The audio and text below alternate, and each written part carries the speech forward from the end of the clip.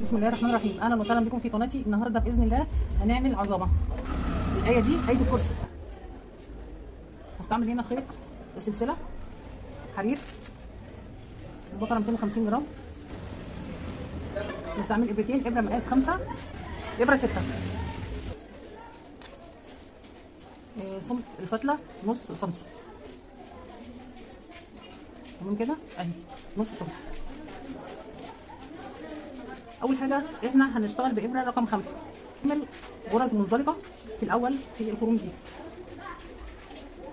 قبل ما ابدا الفيديو هنسمي بسم الله ونصلي على رسول الله. اللهم صل وسلم وبارك على سيدنا محمد وعلى اله وصحبه اجمعين.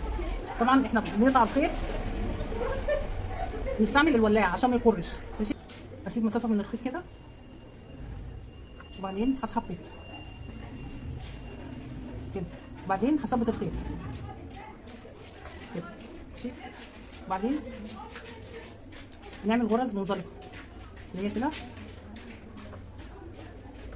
غرز منزلقه، واريح ايدي في الشغل عشان الخيط ما يطلعش من فوق اهو كده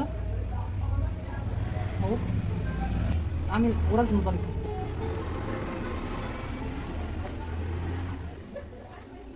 ندخل كده الابره ونسحب خيط ونسحب الخيط كده، واريح ايدي في الشغل،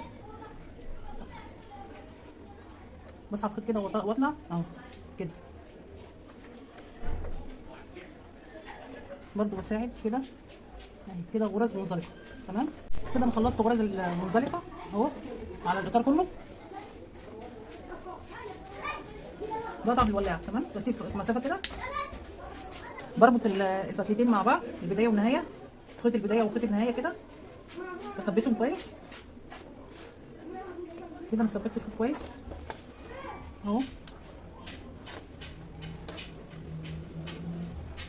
يبقى احنا كده خلصنا بابره رقم 5. نشتغل بابره رقم 6.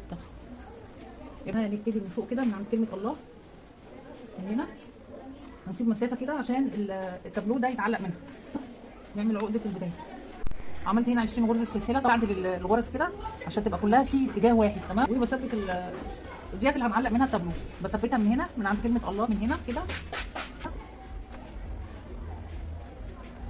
ونسحب الخيط ده كده لورا، نسحب الخيط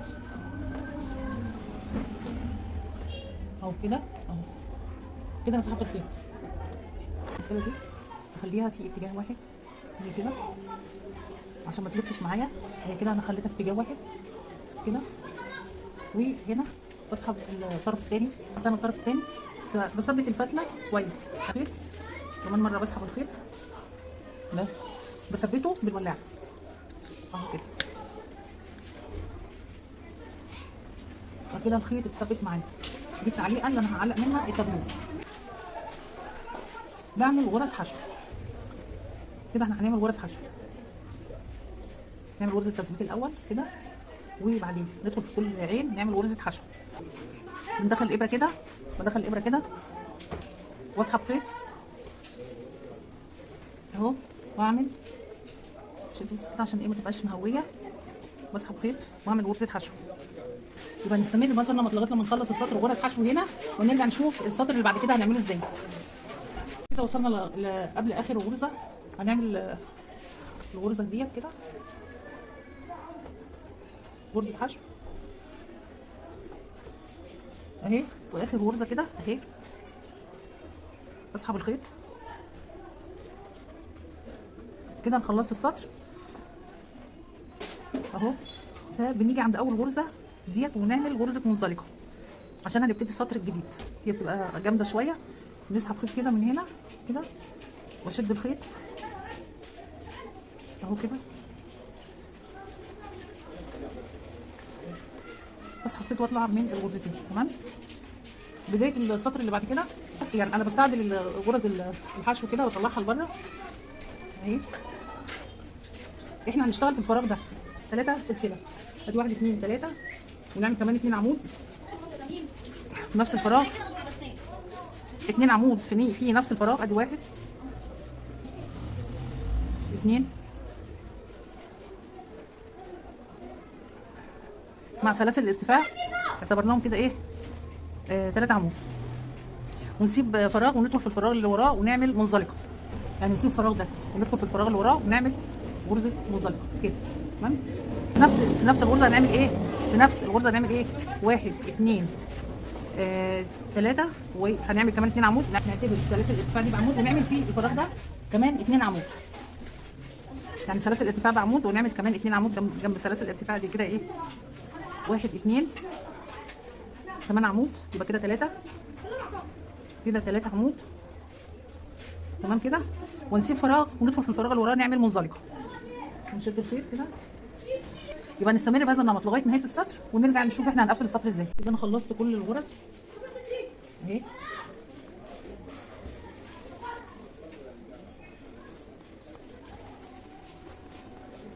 كده اخر غرزه احنا هنعمل ايه؟ بنسيب واحده انا عملت الغرزه هنا، بسيب واحده ونخش نعمل منزلقه في اول غرزه. يعني كده السطر خلص. كده اول غرزه بنخش كده ونسحب خيط ونعمل غرزه منزلقه.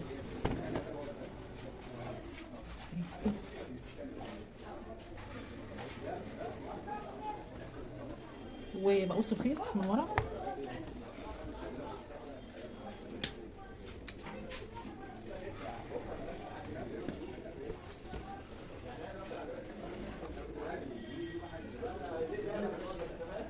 بعمل غرزه تثبيت اهو. بسحب الخيط كده، بسحب الخيط كده من ورا بقى بالولاعه كده. بس ده شكل الفريم اللي انا عملته بتاع ايه الكرسي. وديت التعليقه. هنشوف بقى الشكل كده لما اعلقها. كده الشكل النهائي بسم الله ما شاء الله. عظمه عظمه على عظمه على عظمه. والشغل بقى اللي انا عملته مديله روعه.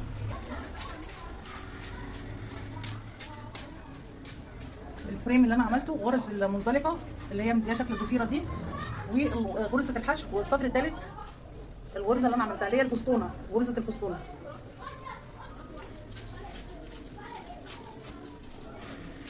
ودي تعليقه اللي بنعلق منها.